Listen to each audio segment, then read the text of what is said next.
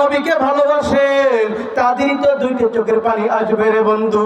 এ বন্ধু দেখো সাহাবীরা আল্লাহ রাসূলের প্রতি কেমন ভালোবাসা দেখাইছে। এ হানজালা সাহাবী গোসল পর্যায়ে চলে গেছেন নাপাকি অবস্থায়। এমন সময় তার কানে আওয়াজ আসলো, উতিলা মুহাম্মদ নাকি দুনিয়ায় নাই। উতিলা মুহাম্মদ মানে আমার আপনার নবী হযরত মুহাম্মদ সাল্লাল্লাহু আলাইহি ওয়াসাল্লাম। বন্ধুরে এই হানজালা সাহাবী গোসল পর্যায়ে গেছে নাপাকি অবস্থা। এমন পর্যায়ে তার কানে আওয়াজ আসলো, হানজালা কানে আওয়াজ আসলো, কুতিলা মুহাম্মদ নাকি দুনিয়ায় নাই। যখন এই আওয়াজ আসলেন হানজালা সাহাবী এই আওয়াজ শোনার পর গোসল আর না করে ওই নাপাকি অবস্থায় তার স্ত্রীর কাছে গেলেন। যা বলেন, ও স্ত্রী আর দেরি নাই, দেখো আমার ঘরের ভিতরে একটা তরবারি আছে। ও স্ত্রী গো, ওই তরবারিটা তাড়াতাড়ি আমার হাতে দাও। আমি এখনই শুনলাম আমার দয়ার নবী নাকি ওই কাফেররা তাকে নাকি আমার দয়ার নবীকে নাকি শেষ করে দিয়েছেন। হানজালা সাহাবী তার স্ত্রীর কাছে যখন যাইভাবে কথা বললেন, তার স্ত্রী জানায় দিল, স্বামী গো আপনি কোথায় যাবেন যান, ঠিক আছে, কিন্তু আপনি তো নাপাকি অবস্থা, আপনাকে গোসল সেরে নিতে হবে। আপনাকে ফরজ গোসলটা সেরে নিয়ে তারপরে আপনি কই যাবেন যান। বন্ধুরে নবীর মহব্বত সাহাবীদের প্রতি এত মহব্বত ছিল, এই হানজালা সাহাবী নাপাকি দিকে দেখলো না, স্ত্রীর কাছে বিদায় নিয়ে যুদ্ধের ময়দানে গেলেন। যাওয়ার পর হানজালা সাহাবী যুদ্ধ করতে করতে করতে করতে ওই কাফেররা হানজালা সাহাবীকে শহীদ করে দিলেন। এমন পর্যায়ে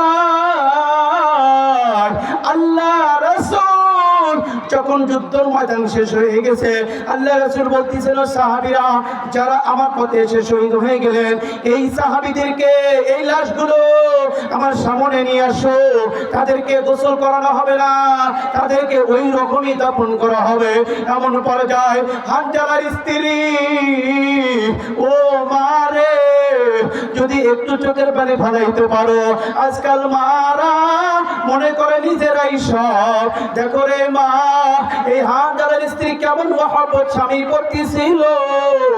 এই হানজালার স্ত্রী পাগলা বেশে সেজে সে বলে, ইয়া রাসূলুল্লাহ, ও আল্লাহর নবী, আপনি কাকে গোসল করাবেন কিনা আমি জানি না, তবে আপনার সাহাবী হানজালা এবং আমি তার স্ত্রী আপনার কাছে একটি ফরিয়াদ জানাই। আল্লাহ রাসূলের কাছে ফরিয়াদ জানাইলেন হানজালার স্ত্রী। বন্ধুরে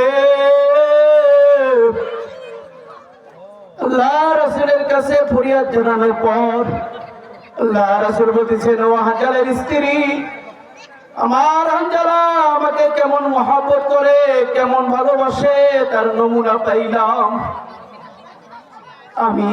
ঠিক আছে তোমার কথা। হানজালার স্ত্রী আল্লাহ রাসূলের কাছে যা বলি, ইয়া রাসূলুল্লাহ, আমার স্বামী নাপাকি অবস্থায় গোসল পর্যায়ে গিয়েছেন, তার কানে আওয়াজ আসছে, কুতিলা মুহাম্মদ, আপনি মুহাম্মদ নাকি দুনিয়ায় নাই। আর দেরি করে নাই, আর দেরি করে নাই। আল্লাহর নবী, আমার স্বামী যদি শহীদ হয়ে যায়, আমি আপনার কাছে অনুরোধ করে বলতেছি, আমার স্বামীকে আপনি সুন্দরভাবে গোসল করাইয়া তারপরে তাকে দাফন দিয়ে। এমন পর্যায়ে আল্লাহ রাসূল বলতেছেন, সাহাবীরা দেখো দেখো দেখো, আমার সাহাবীদের ভিতরে হানজালা একজন সাহাবী আমার যুদ্ধের ময়দানে এসে শহীদ হইয়া গেছে। এই সাহাবী কোথায় আছে, কোথায় আছে? এমন পর্যায়ে আরশ থেকে আওয়াজ আসে, ইয়া রাসূলুল্লাহ, আপনি কোনো টেনশন করিয়েন না, এই হানজালা সাহাবী এমন পর্যায়ে আপনার সামনে আইছে, যুদ্ধ করে আপনাকে, ও আল্লাহর নবী, আপনার জন্য এই দুনিয়া শেষ করে দিলেন। এই দুনিয়ার ভালোবাসা মহব্বত সবকিছু কিছু শেষ করে দিয়ে আপনার প্রতি জীবন দিয়েছে। আল্লাহ রাসূলকে বলেন, আল্লাহ রাসূল আপনি টেনশন করিয়েন না, হামজালা সাহাবীকে আল্লাহ তাআলা আরশে নিয়ে জান্নাতের পানি দ্বারা গোসল করে আপনার সামনে পাঠিয়ে দিচ্ছেন। বলেন না সুবহানাল্লাহ। দেখে আল্লাহ রাসূলের সাহাবীরা কেমন মহব্বত ছিলেন তাদের প্রতি। আজ আমরা সেই নবীর উম্মত হওয়ার পরেও আমরা কি করতে চাই না? আল্লাহ রাসূলকে ভালোবাসতে চাই না। বন্ধুগণ, শুধু ভালোবাসা তো দূরেই থাকলো, আল্লাহ রাসূলের সুন্নতকে অনুসরণ করতে পারি না। যদি আল্লাহ রাসূলের সুন্নতকে আমরা অনুসরণ করি তাহলে কিয়ামতের ময়দানে দিন এই তো বন্ধুরে আল্লাহ রাসূল আমাকে আপনাকে সুপারিশ যদি না করে তাহলে কি জান্নাতে যাওয়া সম্ভব?